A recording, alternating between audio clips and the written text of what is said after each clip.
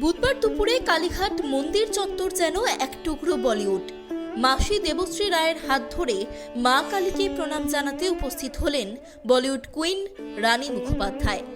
পরনে লাল চেক শাড়ি, কপালে সিঁদুর, একেবারে সাবেকি বাঙালি সাজে নজর কাড়লেন তিনি। অন্যদিকে দেবশ্রী রায়কেও দেখা গেল লাল পেরে সাদা গরদের শাড়িতে। এদিন ভোরবেলা মুম্বাই থেকে কলকাতায় পৌঁছন রানী। মন্দির চত্বরে তাদের এক ঝলক দেখতে ভিড় জমালেন শয়ে শয়ে অনুরাগীরা।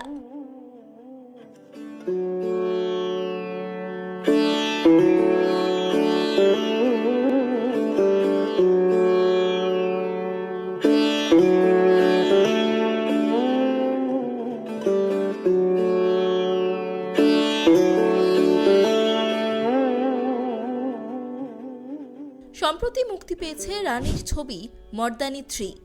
নারী পাচার ও নারী নির্যাতনের বিরুদ্ধে সোচ্চার এই ছবি যখন দর্শক মহলে প্রশংসা কুড়োচ্ছে, ঠিক তখনই মা কালীর আরাধনায় তার এই উপস্থিতি বিশেষ তাৎপর্য বহন করে।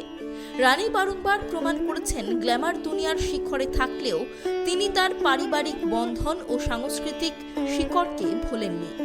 দেবশ্রী রায়ের সঙ্গে তার এই আধ্যাত্মিক সফর কেবল তারকা দর্শনের নয়, বরং নারী শক্তি ও পারিবারিক ঐতিহ্যের এক সুন্দর মেলবন্ধন।